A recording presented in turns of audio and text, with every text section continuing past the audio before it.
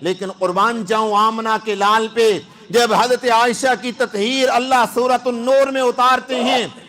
18ویں پارے کی سورہ نور پورے 2 رکوع سیدہ عائشہ کی تطہیر میں اترتے ہیں، اللہ کے پیارے پیغمبر کے ہاتھ نہیں اٹھتے ہیں ان مسلمانوں کے لیے، ان صحابہ کے لیے جنہوں نے کلمہ پڑھا تھا، جنہوں نے ایمان قبول کیا تھا۔ کتنا بڑا احسان تھا میرے نبی کریم کا کہ انہیں کلمہ پڑھا کر ایمان کی دولت سے مالا مال کیا، انہیں صحابی کا درجہ عطا کیا، انہیں جنت کا سرٹیفکیٹ عطا کیا۔ انہوں نے الزام میں شرکت کی، باتیں کی، پیارے پیغمبر کو پتہ چل گیا، اس کے باوجود پیارے پیغمبر نے ہاتھ اٹھا کر ان کے لیے بد دعا نہیں فرمائی، اور نہ ہی یہ کہا کہ تم تو مسلمان تھے، تم نے کیوں میرے اوپر الزام لگایا، تم تو مسلمان تھے، تم نے اپنے اماں پر الزام کیوں لگایا، تم تو مسلمان تھے، تم نے سیدہ پر الزام